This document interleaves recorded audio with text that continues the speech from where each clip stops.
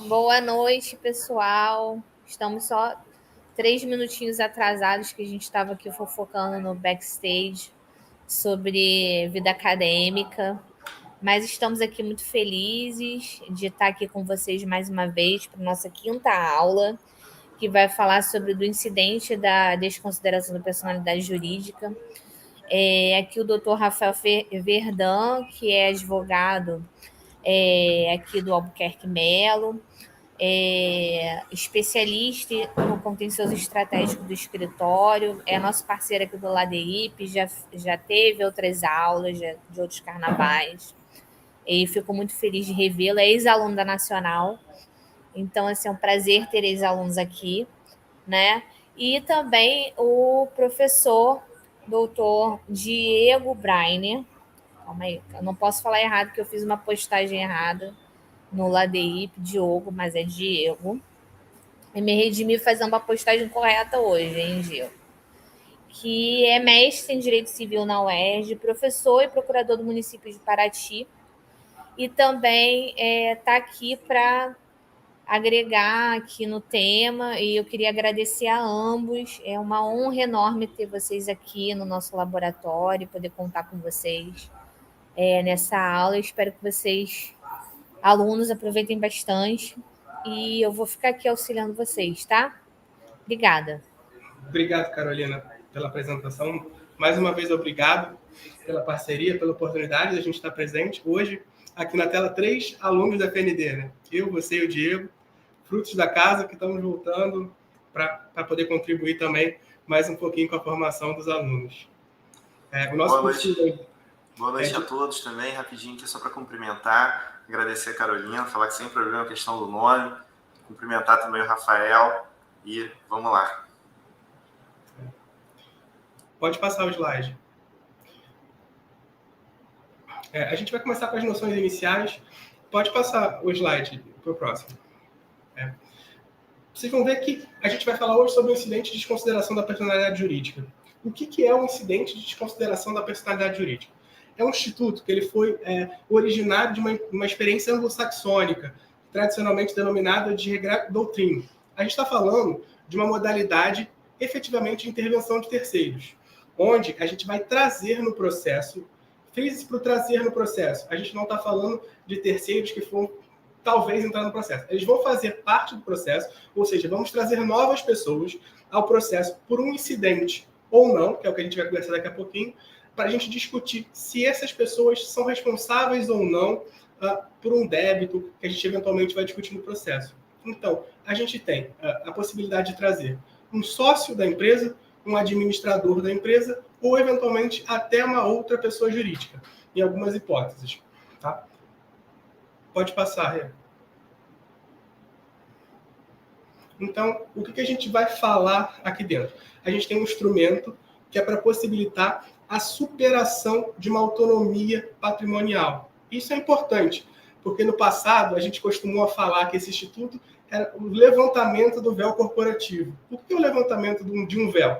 Imagine o casamento, é a situação, o exemplo mais caro. Tá? A noiva tem o véu e o noivo levanta o véu da noiva para ver a noiva, poder dar o beijo no final do casamento. E aqui é muito parecido.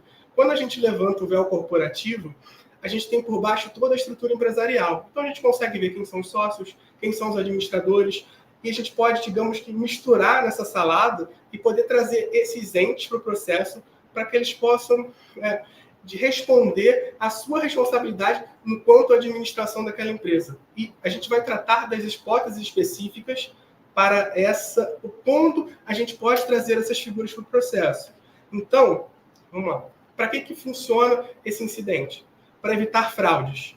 Não confundir aqui a fraude aos credores. A gente está falando de fraudes na administração da empresa. A fraude a credores é uma outra caixinha, é um outro instituto jurídico que também é importante a gente saber. Mas, nesse caso, é para evitar fraudes no uso, digamos, da pessoa jurídica. Além disso, a gente também tem esse instituto, um incidente de consideração da personalidade jurídica, para a gente fazer uma proteção aos consumidores. Diego, você tem um comentário? Deixa eu tirar o som aqui. Não, tá perfeito. Pode seguir. A gente tem que fazer uma outra janela importante de por que a gente tem um incidente hoje. Se a gente fosse buscar no código passado, no código de 73, os alunos agora já nem conhecem mais o código de 73, mas quando a gente fez faculdade, a gente tinha um novo código de 2015, que era só uma ideia, e a gente estudava pelo código de 73. Então, hoje, o novo código, que já não é tão novo assim, de 2015, ele trouxe uma necessidade de se formar um contraditório. Ou seja, no código passado, a desconsideração da personalidade jurídica ela era trazida dentro do próprio processo. Você vinha numa petição simples e trazia ao juiz. Excelência, por esse motivo, a gente tem que falar da desconsideração da personalidade jurídica. Isso, hoje, foi superado. Então, temos que formar um incidente. Como é que a gente vai formar esse incidente? É o nosso próximo slide. Rafael, se me permite, de uma maneira bem breve, eu acho que é importante a gente enfatizar que a questão da desconsideração da personalidade jurídica acabou de ser objeto de reforma legislativa pela chamada Lei de Liberdade Econômica, né? Então, é um tema pujante, um tema do momento. O STJ batendo cabeça em alguns precedentes e reconhecendo a relevância e submetendo a regime de repetitivo, né, diversas questões relacionadas à desconsideração da personalidade jurídica. Então, sem dúvida nenhuma, a importância do tema salta aos olhos, né? Enfim, era só esse comentário que eu queria fazer nesse momento inicial, né? Enfatizar aqui a questão da importância do tema e colocar que foi objeto de reforma legislativa pela Lei de Liberdade Econômica, óbvio que movimentou ali o Código Civil, né, que trata de relações paritárias, e a gente tem debates no âmbito da execução fiscal, a gente tem debates no âmbito do direito do consumidor, enfim, tudo isso vai ser apresentado por você, mas só para colocar essa questão preliminar que pode seguir com a sua brilhante exposição. Ainda dentro dessa questão preliminar, para a gente trazer ainda um ponto anterior, antes da formação do incidente, o porquê que o incidente também foi importante hoje. Porque no passado tinham situações que a gente fazia o pedido de desconsideração, a desconsideração era feita, um sócio administrador era trazido no processo, ele poderia sofrer uma constrição no seu patrimônio e ele nunca teve sequer ciência, ele teve ciência, mas efetivamente no processo, que não está no processo, não existe, ele nunca teve ciência de que ele poderia sofrer uma constrição. Então o incidente também foi uma preocupação legislativa criada para proteger, porque eventualmente essa desconsideração também pode ser feita de forma errada. A parte pode induzir o juiz a erro e a gente pode chegar no patrimônio de uma pessoa que não preencheu os requisitos legais para desconsideração. Podemos passar.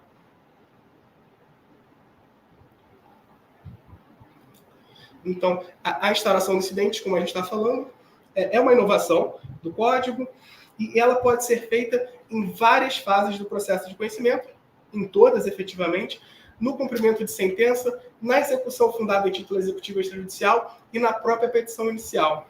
Aqui é importante, da petição inicial, guarda essa informação que a gente vai conversar sobre ela daqui a pouquinho. É importante mencionar também que por existir uma janela de preocupação com o consumidor no incidente, ele também é cabível no procedimento dos juizados especiais cíveis. Isso é importante porque, por conta disso, a gente vai falar daqui a pouquinho da teoria menor como forma de incidência. É importante saber que o incidente ele não pode ser instaurado de ofício, ou seja, o juiz ele precisa que tenha feito um requerimento no processo, seja pelo Ministério Público, quando o Ministério Público atua, ou seja pela parte. Além do pedido feito, o requerimento, a gente tem que falar da demonstração do preenchimento de pressupostos legais específicos. Quais são esses pressupostos legais? A gente tem a teoria maior e a teoria menor, que também vai ser objeto de um slide daqui a pouquinho, então segura mais um pouquinho que a gente vai chegar. Para além disso, a demonstração de requisitos depende de demonstração de prova pré-constituída. Por exemplo, se a gente tiver na hipótese do artigo 50, deve ser demonstrada a existência de pelo menos uma prova indiciária do desvio de finalidade ou da confusão patrimonial. Então, prova pré-constituída, petição direcionada ao juízo, esse incidente, por ele estar vinculado ao processo, você vai direcionar ele sempre ao juiz do processo principal. Se a execução está na 5ª Vara Civil da Barra da Tijuca, o incidente também vai ser direcionado ao juízo da 5ª Vara Civil da Barra da Tijuca. E o incidente, ele pode ser dispensado? É uma pergunta também importante, que a gente está aqui discutindo há alguns minutos que o incidente foi criado para proteção. Pode passar dando spoiler, a resposta é sim. Sim, ele pode ser dispensado em algumas hipóteses. E qual é essa hipótese? Lembra que eu falei agora no passado da petição inicial? Então, se esse pedido ele for trazido no bojo da petição inicial, por exemplo, a gente está numa situação que todos os elementos já indicam que existe uma fraude, existe uma confusão patrimonial na administração da empresa. Você não precisa correr todo o processo de conhecimento para iniciar uma fase de cumprimento de sentença, para fazer esse pedido. Você pode, já na sua petição inicial, trazer os sócios administradores ou a pessoa jurídica, no caso de uma desconstituição inversa, para o processo. E o que acontece é simples. Na sua petição inicial, você tem que trazer todas essas partes envolvidas. Ou seja, se você tem uma ação contra a empresa X e você já quer a sua desconsideração da personalidade jurídica dentro do processo principal, dentro da petição inicial, você tem que trazer no polo, a pedir a citação da pessoa jurídica, dos seus sócios ou dos seus administradores. Isso é muito importante, porque o Instituto ele tem como principal defesa proteger o contraditório. A defesa, a produção de provas é caro para o incidente. Se ela é cara para o incidente, quando você faz esse pedido dentro da inicial, você tem que se precaver, chamando as partes para o processo. Fica claro, tem que ter a triangularização do processo. Todas as partes que vão ser desconsideradas, digamos, elas têm que fazer parte do processo. E aí uma questão que surge, e que é uma questão muito importante para essa dispensa ou não do incidente, é o processo de execução. Você tem uma opinião sobre isso, Diego? Então, acho que você está colocando o tema com excelência. Foco no contraditório, né? Me parece mesmo o mote central de debate em relação à execução propriamente dita, e aqui só para contextualizar, tá? A gente está falando de desconsideração da personalidade jurídica. Qual é a lógica? No lugar de colocar a pessoa jurídica, né, no polo passivo exclusivamente, o Rafael Verdun deu a ideia de você colocar a pessoa jurídica e também logo os sócios, de forma a permitir que os sócios eles materializem contraditório no bojo do processo, né? Só cuidado com isso na prática, caso vocês queiram adotar essa solução, porque você vai ter um sujeito a mais no polo passivo, você vai pagar mais custas e você ainda pode ficar vencido e ter que pagar aí honorário de sucumbência, né? Então, para quem atua na prática aí, fica esse adendo aí, essa ressalva, que sem dúvida nenhuma tem que ser levada em consideração do seu ponto de vista prático, né? E aí me parece que a pergunta do Rafael Verdun é no sentido de inclusão dos sócios naquela petição que inicia a execução. É isso? Isso, a execução de título extrajudicial, de título extrajudicial, efetivamente, e tem aquele procedimento específico para sua distribuição e defesa. Sim. Se for no procedimento judicial, né, a gente tem um sincretismo hoje, então você pularia uma etapa. Me parece que, de qualquer forma, mesmo se tratando de execução extrajudicial, isso não seria de tudo aconselhável em virtude da extensão do contraditório, tá? Mas me parece que na prática isso vem sendo aceito, né? É uma questão muito cara, muito importante. A legislação ela parece ser um pouco abrangente e silente. É até contraditório. Ela é abrangente e silente ao mesmo tempo, porque ela fala, no artigo 134, parágrafo 2º, da possibilidade de você trazer com a sua petição inicial. Uma ação de execução de título extrajudicial, ela tem o quê? Uma petição inicial. Então, você preenche o cara crachá, você poderia fazer. Então, você pode fazer, mas, ao mesmo tempo, a preocupação da legislação, a main legis, quando foi feita a reforma do Código, era de se precaver para que se tivesse a possibilidade de contraditório. Você fala, Rafael, não tem possibilidade de contraditório no embargo de execução, numa discussão dentro de um processo de execução? Tem, é claro que tem, mas ele é mais custoso. Você vai precisar mover custas, você, além disso tudo, da mobilidade, necessidade de recolher custas, você tem um problema muito específico. A execução hoje, quando você distribui, alguns mecanismos de tribunais automaticamente encaminham uma consulta para o Serasa. Então, Você distribuiu a ação, você pediu a desconsideração da personalidade jurídica em nome do José, que é o sócio da empresa José e Amigos. O José, ele vai ter uma notificação negativa dele no Serasa, quase que automaticamente, a depender do tribunal. Isso pode gerar um problema. Porém, sendo bastante cauteloso com a explanação que está sendo feita aqui e até bastante criterioso com o que a gente pode ver nos tribunais hoje, os tribunais vêm aceitando essa possibilidade, a despeito de toda a segurança jurídica e toda a preocupação que o incidente teve até hoje. Então, assim, objetivamente, pode, mas há um espaço de discussão grande na doutrina sobre essa possibilidade. Esse é um tema que deve ser bem caro para o Diego, que está na Procuradoria. O incidente da desconsideração da personalidade jurídica, ele é compatível com a execução fiscal? E aqui a gente tem que abrir um outro parêntese. Porque a execução fiscal, em muitos casos, trata de dívidas tributárias, ou quase que exclusivamente trata de dívidas tributárias. E essas dívidas tributárias, o Código Tributário Nacional, ele tem alguns mecanismos. E o que são esses mecanismos? Para proteger o erário público, ele cria situações em que a desconsideração é quase que automática. Não se fala de desconsideração, mas se fala de uma espécie de subrogação. Então, a empresa do José, ela deixa de responder por aquela dívida e ele já traz o José no polo para garantir que o erário nunca fique sem dinheiro. Então, se levantou uma discussão.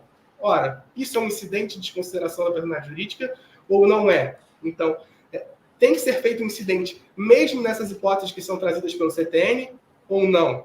E esse tema está ganhando corpo, está ganhando discussão. Ele foi objeto de decisões repetitivas nos tribunais regionais federais e hoje ele está sendo examinado pelo STJ. Pode passar para o próximo slide. Ele é o tema 1209 do Superior Tribunal de Justiça. Hoje, o que a gente pode saber desse caso é que ainda não tem decisão definitiva. Mas a gente precisa ficar de olho, porque ele vai ser decidido nos próximos dias e a tese é saber se um incidente ele é ou não necessário para essas hipóteses específicas, se há uma compatibilidade ou não com a execução fiscal. Qual é a sua opinião, Diego? Então, eu acho isso um tema bastante complexo e aqui eu não quero fazer pauta fazendária, não. Eu acho que tem uma questão prática aí sendo discutida, que é o acervo gigantesco de executivo fiscal dos entes públicos. Então, basicamente, eles precisam fazer gestão desse acervo e é complicado mesmo para o procurador que está na ponta, para o procurador do município, do estado, para o PFN que está na ponta, para iniciar esses incidentes, iniciar procedimentos cautelares, às vezes, para tentar garantir que o ente público tenha, né, aquele valor ali resguardado ao erário. Então, tem um mote aí prático muito grande, mas eu não quero fazer pauta fazendária, como eu disse. Me parece que o redirecionamento da execução fiscal, pura e simplesmente, ele tem que ser feito com muita cautela. Primeiro, pelo fato do que você mencionou, né? Que a execução fiscal ela vem com diversos outros instrumentos ali que, obviamente, oneram a vida do contribuinte. Né? O sujeito toma ali um protesto de dívida ativa, né? O nome negativado, um bloqueio, às vezes, inesperado, e a gente sabe que para desfazer um bloqueio, você tem ali um procedimento, às vezes você fica submetido à própria morosidade do Poder Judiciário. Então, me parece que a gente precisa levar em consideração, sim, a autonomia patrimonial da pessoa jurídica. Né? Se você tem ali uma pessoa jurídica constituída, você precisa avançar contra aquela pessoa jurídica, encontrar os fundamentos para poder avançar contra os sócios, e a gente sabe que a desconsideração da personalidade jurídica tem uma série de fundamentos, né? O abuso da personalidade jurídica, um deles, e aí fica aqui o debate, né? Então, só para consolidar minha posição, eu acho que a gente precisa materializar contraditório, tá? Você não pode redirecionar diretamente a execução fiscal contra os sócios. E por que isso? Para você evitar surpresa. E aí, independente de ser pela via do incidente de desconsideração da personalidade jurídica ou não, o contraditório é dever constitucional. Aí se fala assim, mas temos aqui um microsistema, né? O procedimento da execução fiscal ele tem rito próprio, o CPC só se aplica de forma subsidiária. Isso é um equívoco. Por quê? Justifico. Essa ideia de microsistemas, como se a gente tivesse ordenamentos jurídicos vários em vigência, isso não confere com a prática. A Constituição Federal tem que dar unidade a todos esses procedimentos. E é mandamento constitucional contraditório efetivo. Então, seja na forma do 10, seja na forma do incidente de desconsideração da personalidade jurídica, precisa abrir contraditório para esses sócios, dando importância, sim, ao véu corporativo, à autonomia patrimonial. As empresas no Brasil precisam de segurança jurídica e os requisitos precisam estar postos à mesa para que a gente avance no patrimônio dos sócios. Então, é uma opinião não fazendária, por incrível que pareça, né, considerando essa visão que eu tenho de unidade do ordenamento jurídico. A gente tem uma questão até importante, se você for analisar, sobre o funcionamento de empresas estrangeiras no Brasil.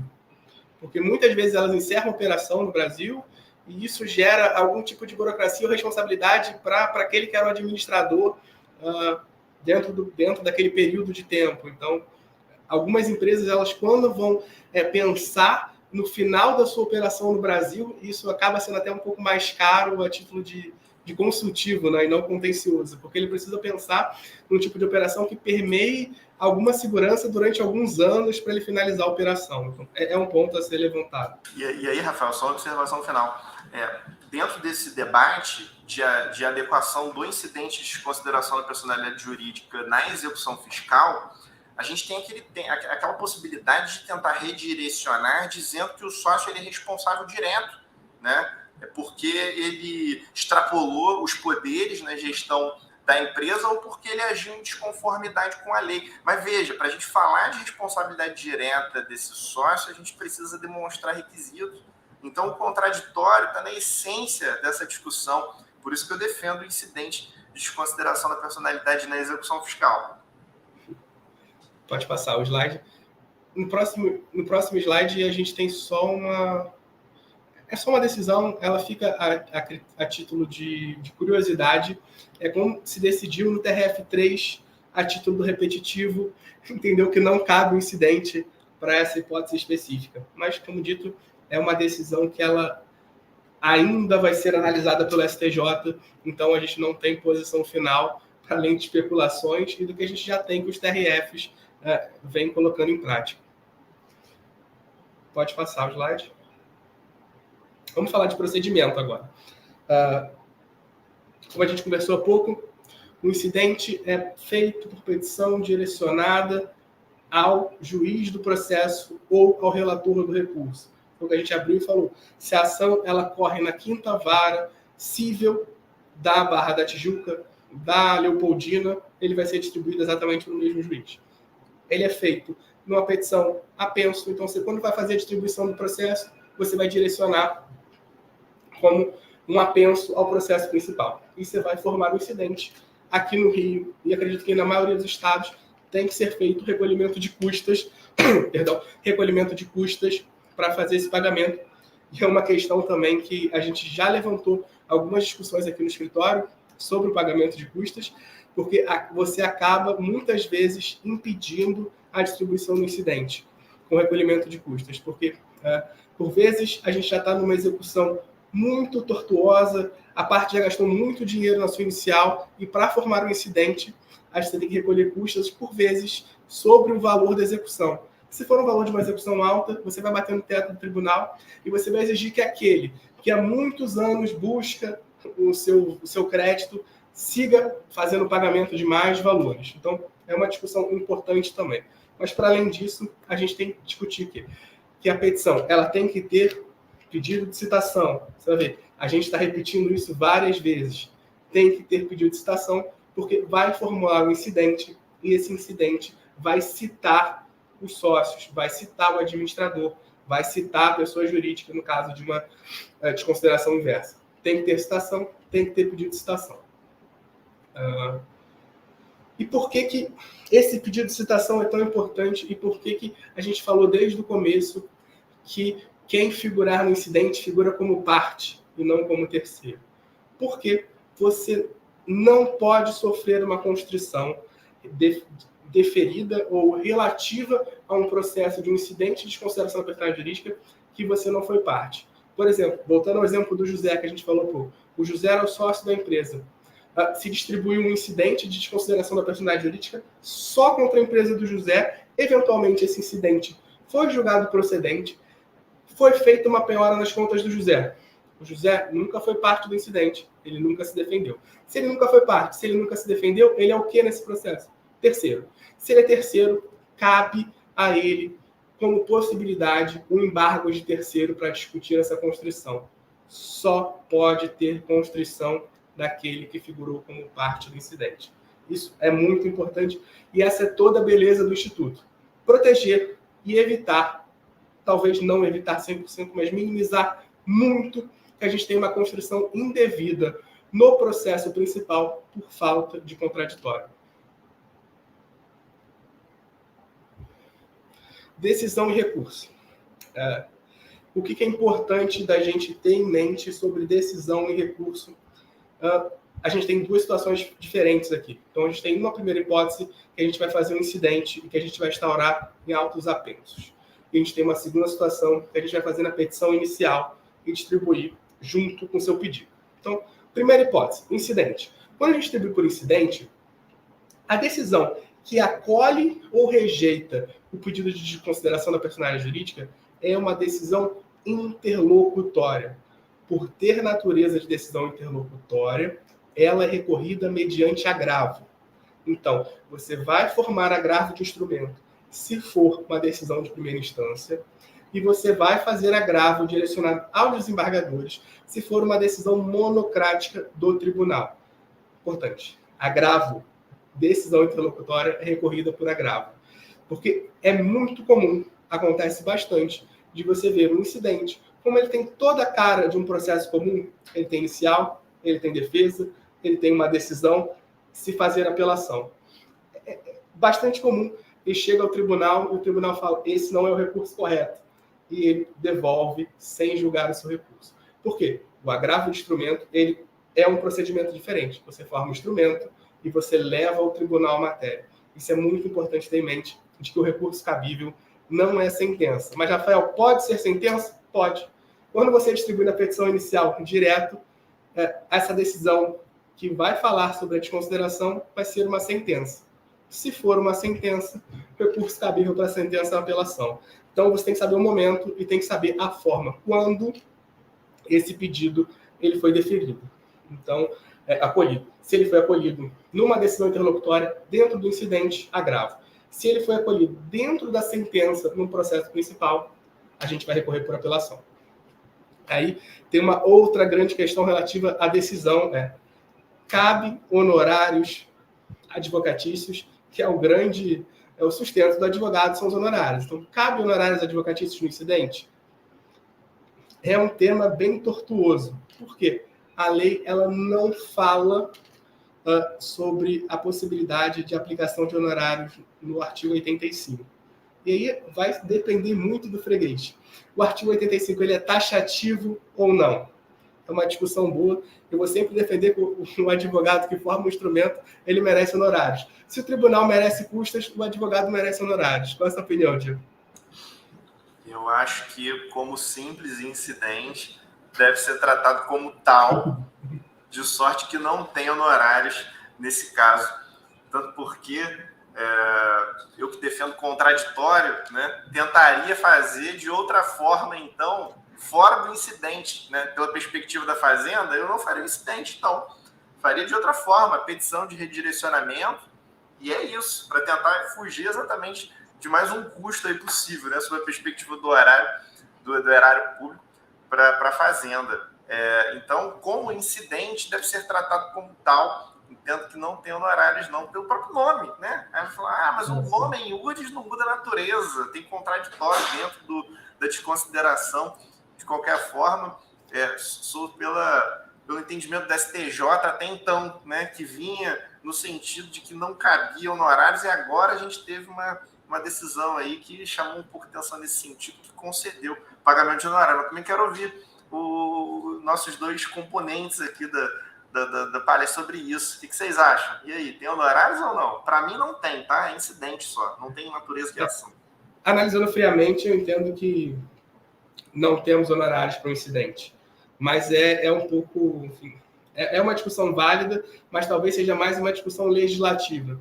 E qual é o interesse do legislador em propor ou defender honorários para um advogado nesse momento? E, assim, efetivamente, a gente tem que ter esse cuidado também de analisar que os honorários podem gerar mais dificuldade, porque uma parte que ela se vê socorrida de um incidente para buscar um direito, na hipótese dele perder, ele pode ser duplamente penalizado, porque ele vai estar deixando de recorrer sobre os honorários, ele vai estar deixando de conseguir o pedido e ele vai estar ele vai estar pagando honorários, que acaba sendo, até como está colocado aqui na pergunta, uma dupla condenação. Então para você, Rafael, o grande problema é que, se tiver condenação em honorários, ele não vai se defender. Ele vai falar, não, deixa eu integrar o polo passivo aqui, que eu me defendo no contexto do polo passivo, é isso? Não, a minha preocupação maior é com quem vai distribuir o incidente. Imagine que você está 15 anos numa execução, você não consegue achar patrimônio, você vai mover um incidente e você vai ter uma outra preocupação. Se eu perder, eu vou ser condenado em honorários? E qual são o tamanho desses honorários? Se eu for condenado em honorários dentro de uma execução muito vultuosa, qual vai ser o valor que eu vou perder? E se eu vou perder um valor muito grande, ele pode ficar inibido a propor incidente.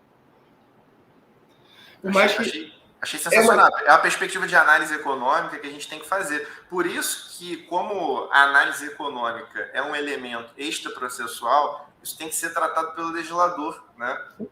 Eu estou contigo nessa. Próximo slide.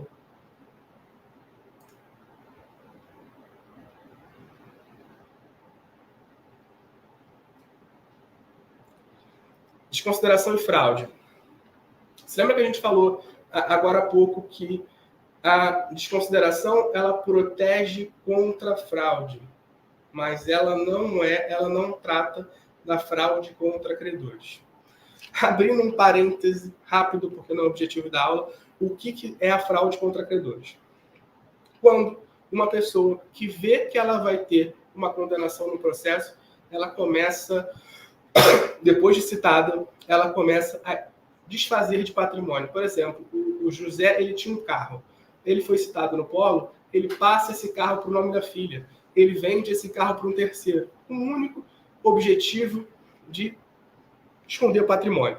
Então, ele está escondendo o patrimônio, é uma fraude contra credores. A fraude contra credores é um instituto específico, ele também tem procedimento, ele também tem contraditório, é outra coisa.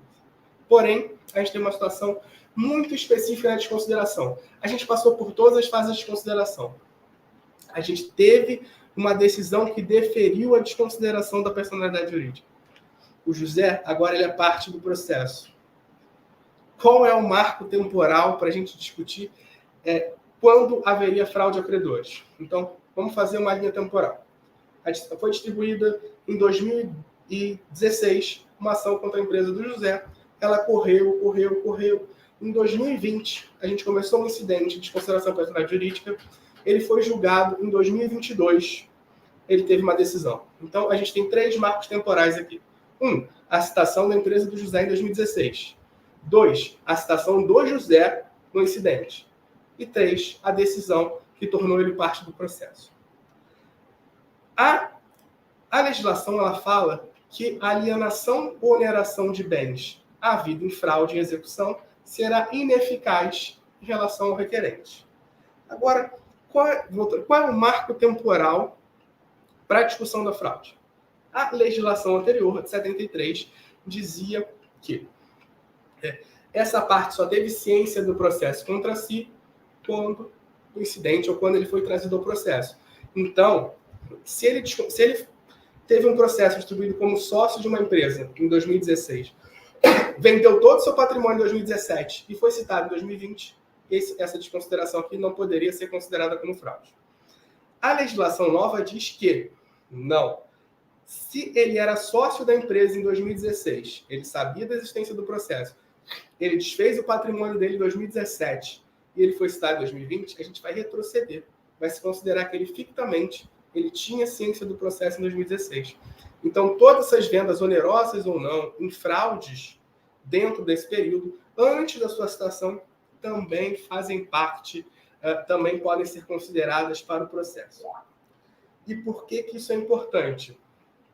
Isso é importante porque várias vezes se tinha uma discussão no passado de uma pessoa, uma compra e venda talvez não seja o melhor exemplo, mas uma doação, a pessoa começa a doar seu patrimônio aqui, sabendo que a sua empresa não vai conseguir garantir uma dívida, que sabe que tem os requisitos para desconsideração da personalidade jurídica, e com isso ele consegue, quando for citado, não ter mais patrimônio.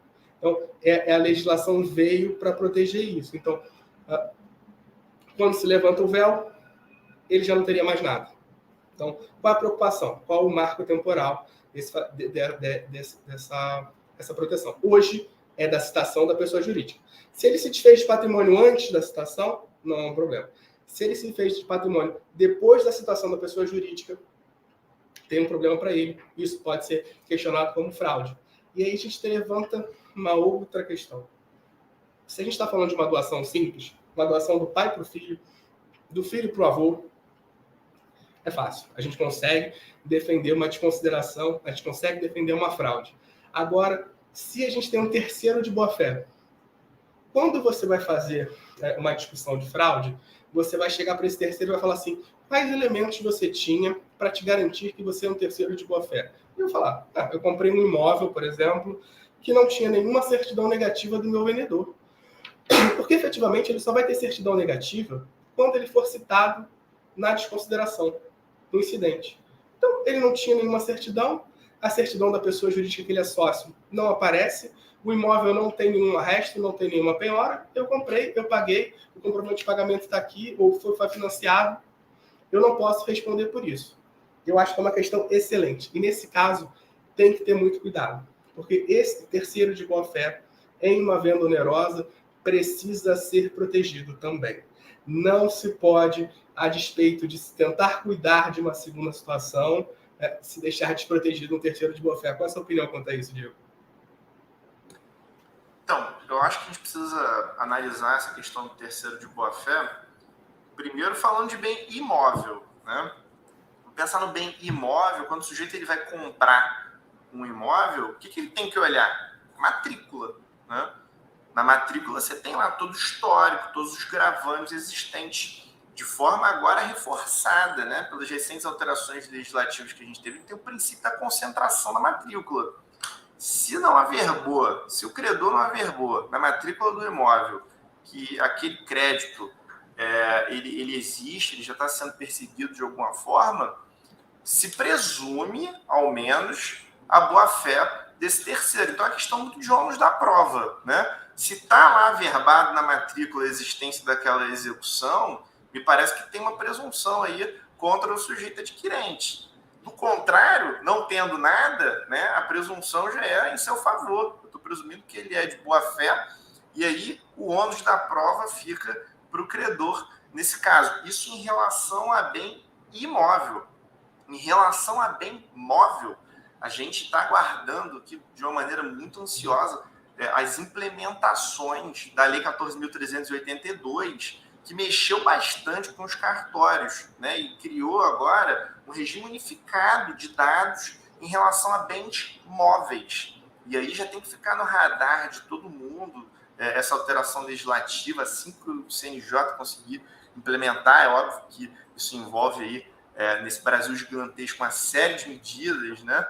Mas precisa ficar atento em relação a isso. Esse regime unificado cartorário, com um RTD redimensionado, né, o registro de títulos e documentos, exatamente para que a gente consiga também, desse sistema registral de bens móveis, fazer esse tipo de discussão com mais tranquilidade. Mas em relação ao bem imóvel, me parece que o dado normativo já colocou a discussão de uma maneira sólida em relação ao terceiro de boa-fé. Tem averbação na matrícula do imóvel ou não tem, né? Mas aqui, enfatizando, a gente está discutindo aqui temas essencialmente polêmicos que estão na ordem do dia. Estou até aqui acompanhando os comentários, né? As pessoas estão aqui discutindo enfaticamente os honorários. A gente está colocando a nossa opinião de forma sumária, mas são discussões densas que estão aí sendo travadas nos tribunais locais e também nos tribunais de sobreposição, como a gente vem enfatizando. Exatamente assim. A única questão com relação ao bem imóvel que me preocupa são as certidões. E, enfim, você não vai conseguir tirar uma certidão que tenha claramente a distribuição de processo de uma empresa que você é sócio.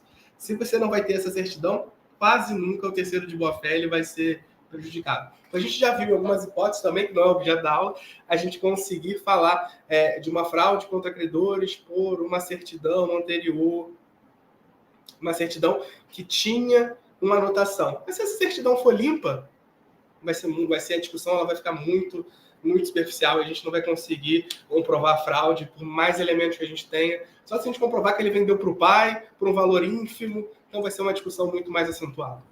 Verdão, o ponto é excelente. É só enfatizando, pelas recentes alterações legislativas que a gente teve em relação à aquisição de bem imóvel, a gente não precisa mais olhar a certidão, né?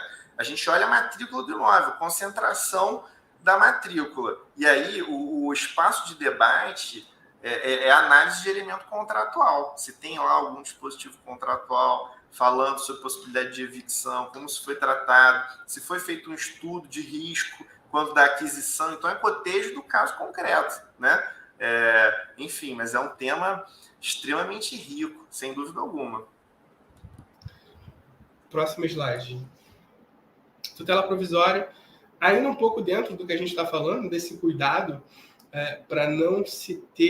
para você não se perder patrimônio desse sócio. Então, evidentemente, se a gente está discutindo uma empresa com algum tipo de confusão patrimonial, a gente está discutindo um sócio que ele está buscando, muitas vezes, também formas de não cumprir com a sua obrigação. Se ele está buscando essa forma, se a gente tem algum tipo de risco de ocultação de patrimônio, de desvio patrimonial por parte do sócio, do administrador ou da própria pessoa jurídica numa desconsideração inversa, a gente tem que tratar sobre a possibilidade de uma tutela de urgência.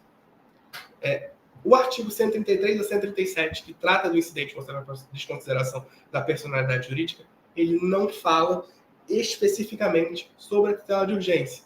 Mas voltando, a gente tem um sistema todo integrado. Então, a gente tem que entender se existe ou não possibilidade. Então, a gente fazendo uma interpretação sistemática, combinando alguns dispositivos dentro do CPC, a gente chega numa conclusão que sim, é possível a gente fazer um pedido de tutela de urgência desde que comprovado. Então, a tutela de urgência ela tem seus requisitos próprios, que é o risco de resultado útil ao processo e pela demora e a evidência do direito, né? Então, assim, se você conseguir comprovar de alguma forma que aquele agente está ocultando patrimônio e você, com isso, você vai gerar um risco para o processo, sim, você pode fazer um pedido de tutela de urgência para, eventualmente, um sequestro de um bem, um arresto, alguma coisa que possa garantir uma eventual execução em caso de procedência de um incidente. Assim, eu acho que a situação é até mais simples e a gente não tem muito espaço para debate nesse ponto.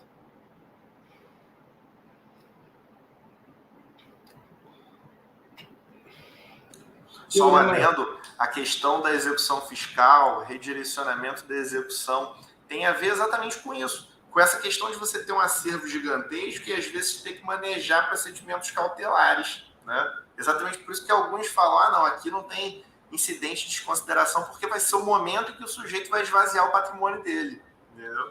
Está no contexto do debate também aí de execução fiscal e a possibilidade ou não do incidente na execução fiscal. Pode passar o slide. Teoria maior. Então, a gente ficou discutindo esse tempo todo procedimento, recurso. Agora, quando que a gente pode falar sobre a desconsideração da personalidade jurídica? A gente tem duas teorias hoje, a teoria maior e a teoria menor. As duas teorias, elas estão juntas. A gente não tem aquela situação, a teoria maior diz isso, a teoria menor diz aquilo, e você vai defender a teoria que você julga mais assertiva. Não, as duas teorias elas correm paralelo porque elas duas teorias falam de coisas diversas. Então, a teoria maior é a regra geral. Se ela é regra geral, ela está prevista no Código Civil, no artigo 50, e ela trata especificamente do desvio de finalidade e da confusão patrimonial. Por que é importante essa teoria maior da gente saber? Não basta a insolvência. A simples insolvência não é o suficiente para o pedido de desconsideração. Você, além da insolvência, você tem que apresentar ou o desvio de finalidade ou a confusão patrimonial. Por quê? A desconsideração, para a teoria maior, ela é uma exceção. E se ela é uma exceção, ela precisa ser aplicada com cautela. Porque quando a gente fala da desconsideração, a gente não fala da extinção da pessoa jurídica. Você apenas estende os efeitos de determinadas obrigações para os seus sócios. E se você está estendendo esses efeitos, você tem que fundamentar o porquê você vai estender esses efeitos. Por que a autonomia da empresa ela vai ser desviada? Porque, em alguns casos, você tem ou o desvio de finalidade ou a confusão patrimonial. Se você for ver, o desvio de finalidade e a confusão patrimonial, elas estão expressamente descritas no Código Civil. A desvio de finalidade é a utilização da pessoa jurídica com o propósito de lesar credores e para a prática de atos ilícitos de qualquer natureza. Então, se você está usando uma pessoa jurídica para uma fraude, para dar um golpe, então você vai fundamentar dentro da sua petição. A confusão patrimonial é a ausência de separação de fato entre os patrimônios. E como é que ela se caracteriza?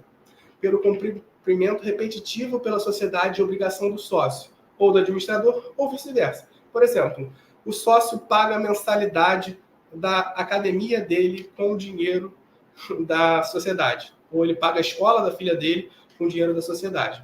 Então, a gente pode falar também da transferência de ativos ou passivos sem efetiva contraprestação. Por exemplo, a empresa jurídica compra um carro. Depois de 2 meses que essa empresa comprou um carro, ela transfere para o nome do sócio. Então, a gente já começa a ter alguma confusão. Ou atos de descumprimento de autonomia patrimonial. Por quê?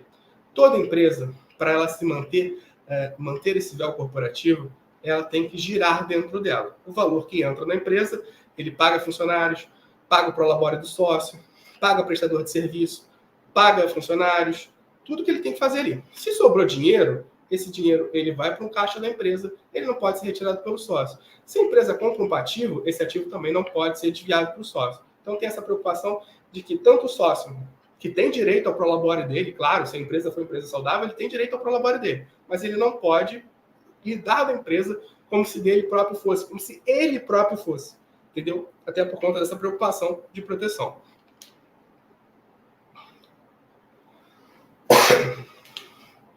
Vamos lá. O segundo seria a teoria menor.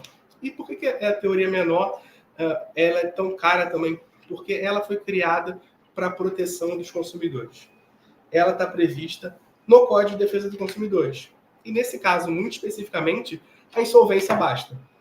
Como o consumidor ele tem que ser protegido e há um entendimento que o consumidor é hipossuficiente, ou seja, que ele tem menos condição de estar em igualdade de condições com uma empresa, com um fornecedor de produtos e serviços, o Estado, o legislador, ele teve essa preocupação de gerar um cuidado. Ou seja, a insolvência do fornecedor, do prestador de serviço, ela já é suficiente para a discussão e para o pedido. Então, a teoria menor, ela tem uma previsão específica sobre a possibilidade de extensão da responsabilidade para o administrador, para o sócio, pela simples insolvência.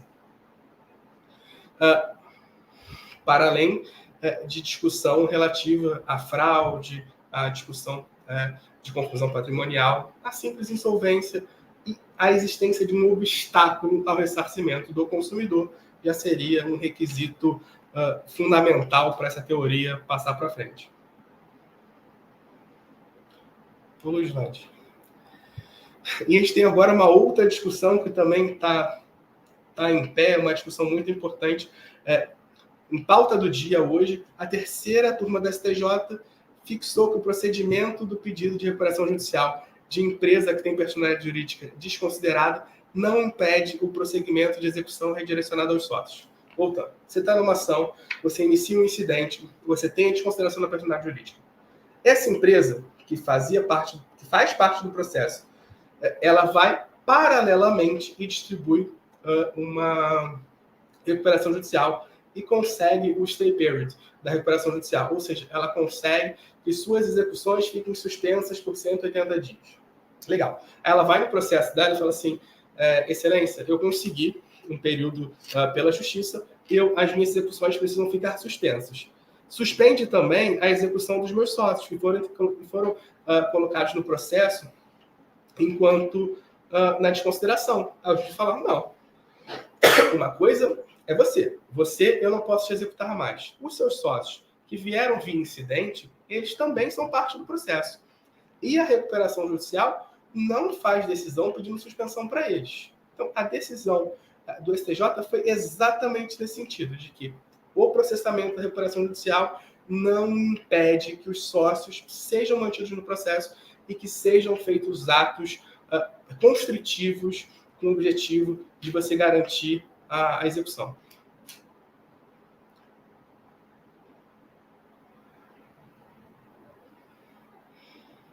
Próximo slide, por favor. A gente falou muito sobre a possibilidade de você trazer uma pessoa jurídica ao polo. E você pode trazer uma pessoa jurídica ao polo em duas oportunidades. A desconsideração inversa é quando a gente torna possível responsabilizar uma empresa por dívidas contraídas do sócio. É exatamente o contrário. Você está executando o José, mas a empresa do José, ela é sólida e ela tem patrimônio suficiente para garantir a dívida.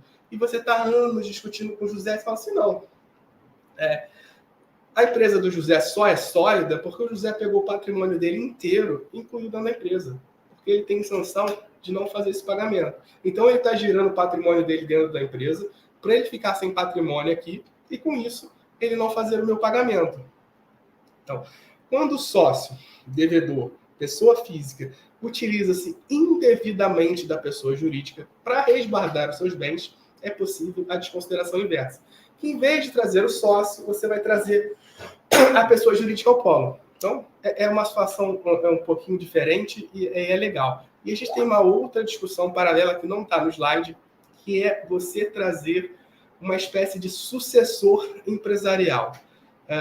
Digamos, por exemplo, que você tem uma ação de execução contra uma empresa vendedora, uma padaria. Uma padaria está no processo, ela tem uma dívida com um fornecedor. Há anos a fio, essa dívida é executada sem nenhum sucesso. E essa padaria começa a informar no processo que ela fechou as portas. Fechei as portas, não tinha condição de manter os meus fornecedores, os meus funcionários, fechei. Só que essa padaria, a Melhor do Pão Francês, que era o nome dela, ela continua funcionando. Na fachada dela está escrito o mesmo nome, o seu Joaquim do Pão é o mesmo, a Marcela que atende na recepção é a mesma, todas as pessoas são iguais. Aí você vai falar assim, esquisito, ele diz que ele está fechado no processo. A gente tenta penhora, não consegue. E aí, por que está acontecendo? Aí você começa a fazer uma investigação, que o trabalho do advogado ele também é investigativo nesses casos, e você descobre que o filho do seu Joaquim, ele constitui uma nova pessoa jurídica que está funcionando no local da antiga padaria, com toda a estrutura, com todos os funcionários, com o mesmo nome. Então, você vai defender uma outra hipótese de desconsideração, e essa também é uma decisão recente do STJ, de que você precisa de incidente para essa situação. É uma discussão que a gente teve muito por aqui, Diego. A gente teve um caso muito parecido no escritório, de uma sucessão empresarial assim, de que a gente poderia fazer esse pedido direto no processo, para que se fosse uma espécie de fraude, se discutisse uma espécie de fraude, mas os juízes entendiam a necessidade de uma desconsideração, de um incidente. Mesmo a gente demonstrando por todos, A mais B, que era uma fraude efetivamente na operação, que se tinha que fazer um incidente, por garantia do contraditório. Mas é uma situação que também me parece um pouco complexa você exigir, nessa situação de fraude, um incidente por conta dos valores envolvidos. Porque os valores de distribuição do processo de incidente são altos. Então, você está mais uma vez penalizando a empresa que está tentando ver e privilegiando uma empresa por conta de uma fraude. Não sei se você tem alguma opinião diferente nesse sentido. Não, eu estou aqui efetivamente encantado com a riqueza do tema e com o espaço que tem nesses debates aí relacionados à desconsideração da personalidade jurídica para a atuação do advogado, né? E aí até queria enfatizar que a gente teve uma situação bem curiosa analisada pelo STJ, não sei se chegou a analisar esse acórdão, mas ele me chamou muita atenção. A execução estava correndo contra uma pessoa jurídica, e aí o sócio levantou a mão e falou assim, opa, mas esse daí é meu bem de família, mesmo que integralizado no patrimônio da pessoa jurídica.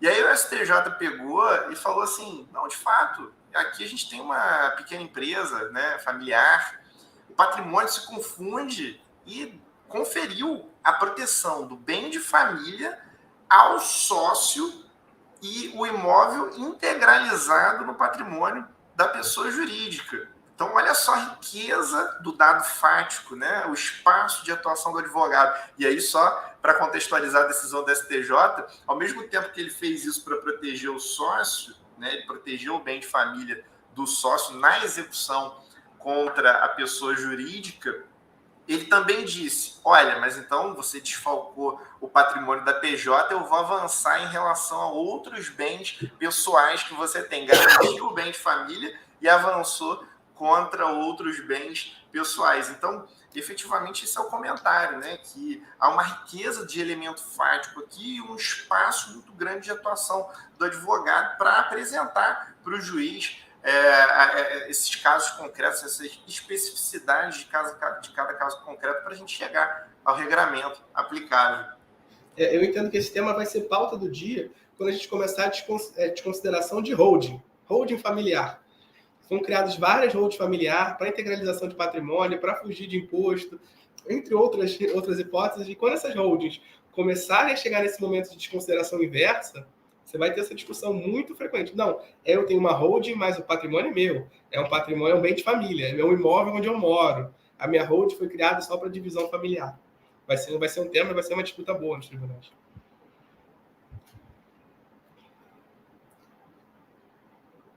Gente, estamos chegando ao fim da nossa aula. Um pouquinho mais de uma hora aí que a gente ficou com vocês. Aqui estão os canais de conexão do escritório, que está com essa parceria com a DIP. Não sei se o Diego também quer deixar algum contato, rede social, alguma coisa. Só deixar o meu e-mail mesmo, diego_breiner@hotmail.com. Estou à disposição para qualquer contato que queiram fazer. Aqui agradecendo pelo espaço, pela organização de todo o quadro aí. Vi que tem vários vídeos aqui no canal da professora Carolina Pisoeiro, professora da nossa gloriosa, né, histórica nacional de direito. Agradecer também ao meu amigo, né, excelente profissional Rafael Verdun.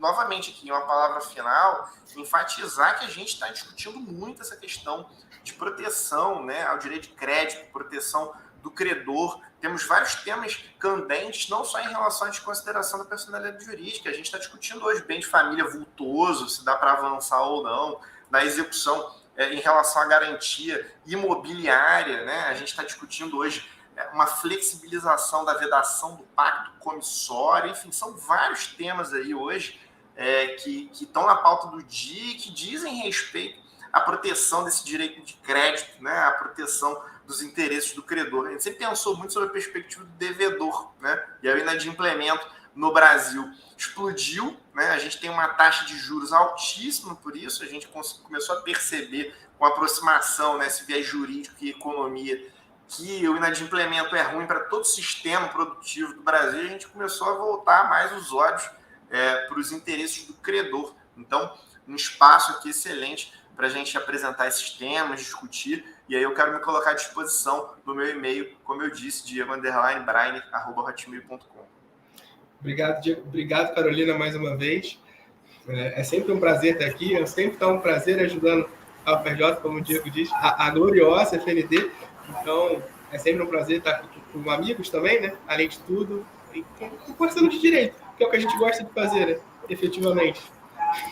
É um prazer ter vocês aqui.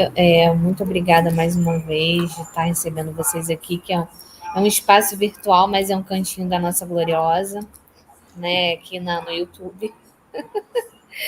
Então, fico muito feliz. E a gente teve muitas interações aqui no chat. Eu não sei se vocês, ao longo da aula, puderam acompanhar, mas as pessoas falaram aqui. Eu até coloquei algumas coisas, alguns comentários aí na tela. Eu acho que a gente acabou respondendo todas. Eu não sei se deixamos passar alguma, mas se ficou aí, vocês podem entrar em contato com o Rafael, né, com o Diego, para esclarecer, para aprofundar. E com relação aos slides, vocês acham que podem me mandar para eu disponibilizar lá no Classroom, Rafael? Sim, eu encaminho depois. Então tá bom. Aí, Dianora, então eu vou, assim que o Rafael me encaminhar, eu coloco lá no Classroom para vocês, tá bom? Sim, então, boa noite a todos e até quinta-feira, que é a nossa última aula, né? Acabou muito rápido o curso, foi muito bom. E quinta-feira a gente se vê para o nosso último encontro, tá bom? Boa noite a todos. Boa noite, tchau, tchau.